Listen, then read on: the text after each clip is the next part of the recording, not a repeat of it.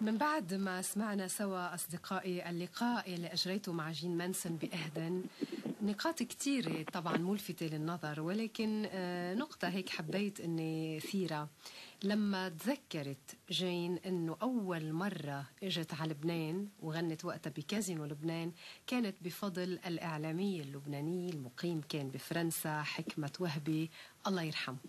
حبيت استذكر هالإعلامية اللي نحن تعلمنا منه كتير، لأنه اشتغل بإذاعة مونتي كارلو ثم في إذاعة الشرق، وغادرنا بسن كتير مبكرة للحقيقة. وأنا كان إلي الحظ الوفير أني كنت جديدة بمهنة الإعلام، زرته ببيته لأطمن عن صحته في بداية مرضه يلي هو إصابة مرض خطير بالدماغ، وكان عنده بين إيديه طفل هو مولوده الأول، طفل صغير قالوا لي اسمه جاد، وولدته حملته بكتير فخر، وحكمة كانت عم بتبلش في معالم المرض، بس كان حامله وبزعل لما أقول إنه ما كان عارف إنه هيدا ابنه. هيدا المرض كان عم بيتسبب لحكمة الله يرحمه بنسيان بالغ الخطورة. فتشت على جاد حكمة وهبي وافتخرت إنه هو صار زميل إعلامي مثلنا، لبناني يعيش في دولة الإمارات، خريج كلية الإعلام جاد، وبيشتغل بالإذاعة الرابعة، وكمان بيشتغل بتلفزيون عجمان. سبحان الله، ما عرف بيو أبدا جاد، ولكن يبدو أنه الشغف بالإعلام من الأمور يلي تسري في عروق الناس، ورتها حكمة لجاد من دون ما تكون في معرفة بيناتهم. مشان هيك حابة أعمل اتصال هاتفي مباشر مع جاد حكمة وهبي يسلم عليه. مساء الخير يا جاد. يسعد لي مساك. مساء الخير ستريم لإلك ولكل مستمعي صوت لبنان. خلي ليك من إذاعة صوت لبنان برحب بزميلنا من الإذاعة الرابعة في دولة الإمارات وزميلنا بتلفزيون عجمان، يعطيك ألف عافية. أنت يلي حملك حكمة من دون من ما يدري هالإرث الإعلامي الكبير، أكيد أنت على قدر الحمل يا جاد. الله يخليك. أنا بداية قبل كل شيء بدي أشكر هذا الاستعراض للوقائع، يعني خليني أسميه اللي أثر فيه كتير. هذا السرد، هذه المقدمة يعني اللي طالعة من قلبك، وهذا شيء كتير واضح. بدي أشكرك وبدي أشكرك لأنه يعني لأنه رجعتي كمان بحثتي يعني ورجعتي اثرتي هذا الموضوع اللي لفتك به اللقاء مع جين مانسون. بقى شكر كثير كبير لك والاوفياء اللي مثلك قله يعني سترين. انا كمان فخور جدا اني اكون معك على هوا صوت لبنان. يخلي لي اياك. وانا فرحت انه جين غنت بالمسرح، على المسرح اغنيه وينهم لفيروز يلي كانت سابقا سجلتها هي وحكمة، والناس وقتها كتير لقوها استلطفوها انه ما كتير عم تعرف تلفظ باللهجة اللبنانية، وما حدا بيغني لفيروز بيناتنا، عندها جرأة وعندها محبة للبنان. بقى شوفي حتى اللي بيلفظ باللهجة اللبنانية انا بقول على طول انه ما حدا يغني لفيروز، بيكون على جنب يعني. ما حدا يغني لفيروز غير فيروز. وعلى فكرة يعني اللي عم نحكي عنه هلا نحن قصة جين مانسون وحفلتها بلبنان ومجيئها الأول يعني بقول على يد، بس إنه بمساعدة أو بوساطة بال79 يمكن بدك تسأل ولدتك 79 يعني نحكي عن أكثر من 25 سنة. نعم، وكان بكازينو لبنان. صح بكازينو لبنان. وهي بتعرفي يعني جين بوقتها كانت تعمل عملت كثير بحياتها كمان ديوات، مثل ما حتى أنت قلتي لها بالانترفيو يعني. نعم. في كذا مع كلود بارزوتي ومع غيره. بس كان اغرب ديو اذا فينا نقول صحيح ديو لاغنيه باللبناني بالعربي مع حكمة وهبي بوقتها يعني. وعلما انه حكمة وهبي ما كان مطرب يعني، كان يؤدي يعني مؤدي. ما كان مغني. نعم. عنده والدك 10 اغاني جاد، عارف؟ عنده البوم. عنده البوم كان. تفاجأت انا هلا. نحن بتمرق اغاني اكثر شيء تمارا الشهيره. رح نسمعها هلا هيك مقطع منها جاد تمارا، وبرجع لك. خليك معي على الخط إذا بتريد. معك أنا. أهلا فيك.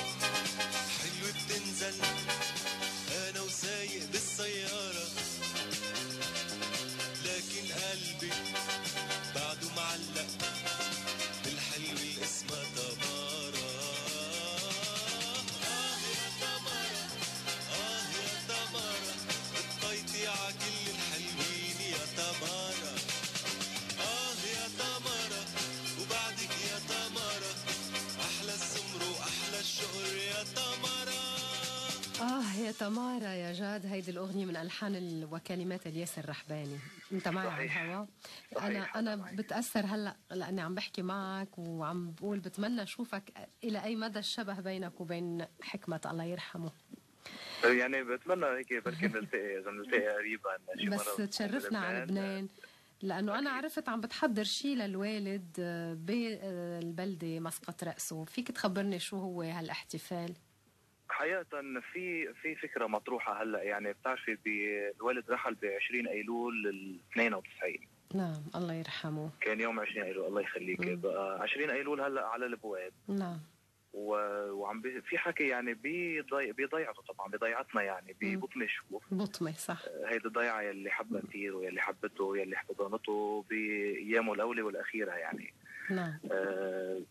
في مشروع هلا مسرح للأطفال عم تفتحه بلدية بطمة، وأحبت يعني البلدية ممثلة برئيسها الشيخ عامر زين الدين. نعم. في فكرة أنه يطلق اسم حكمة وهبي على هذا المسرح.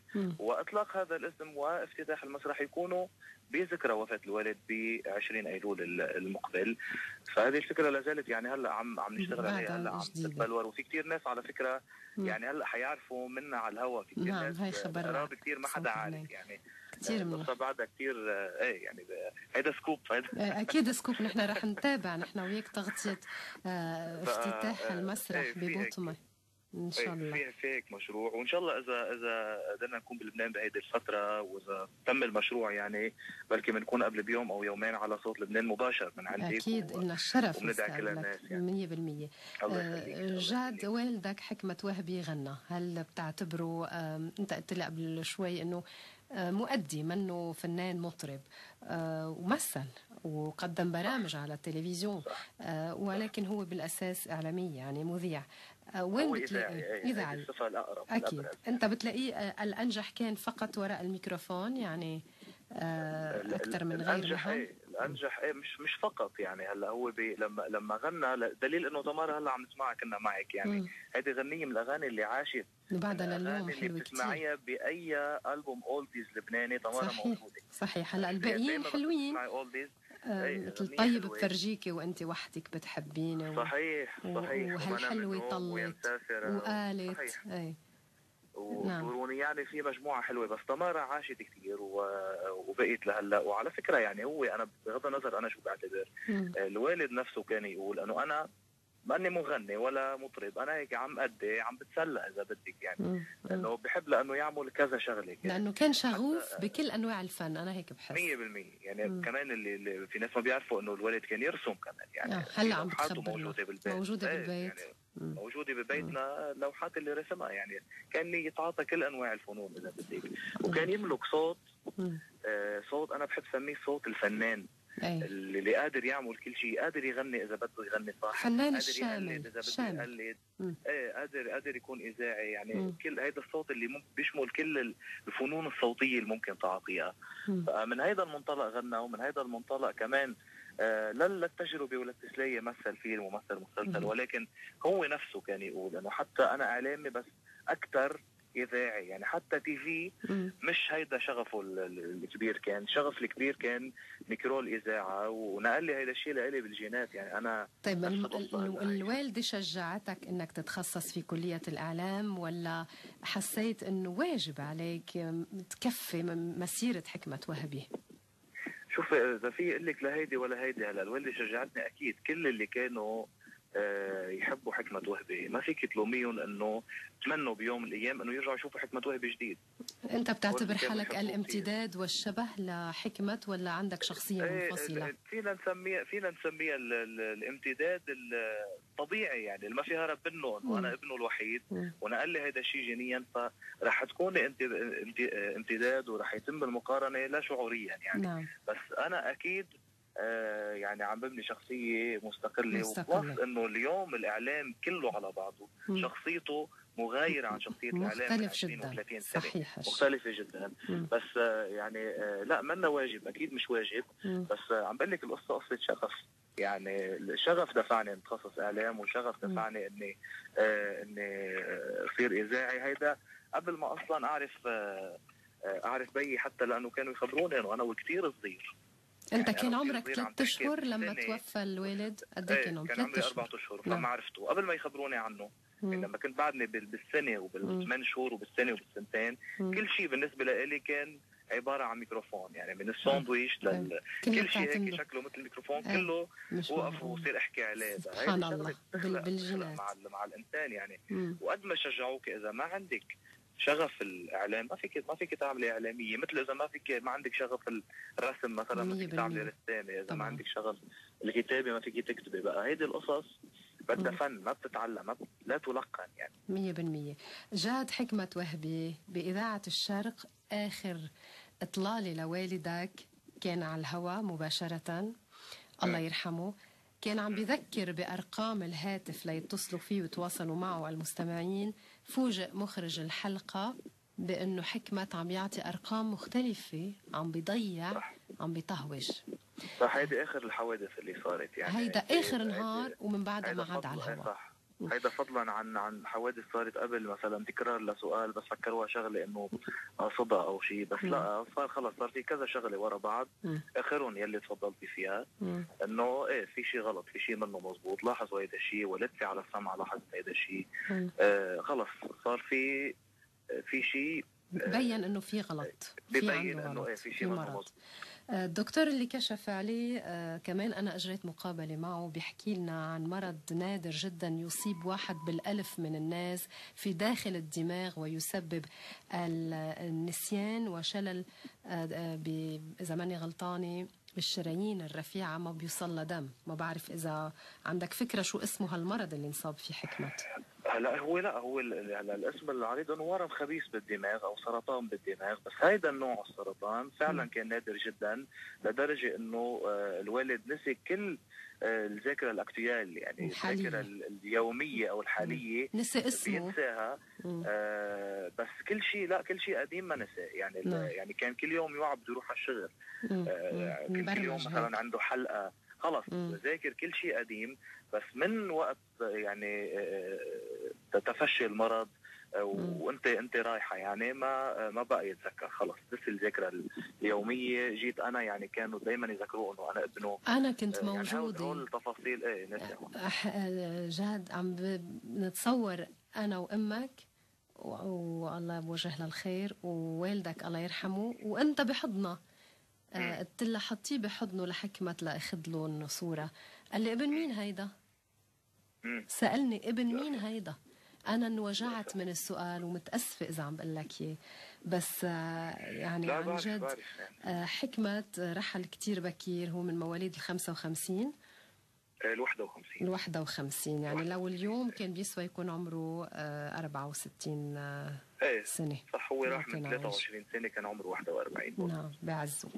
أنا ما بدي بقى أعمل دراما أكتر من هيك، ولكن أنت صلب، بالعكس أنت صلب وابن بيك، وإن شاء الله تكون ورثت عنه مش بس الإعلام، الروح الحلوة وروح النكتة اللي عنده إياها.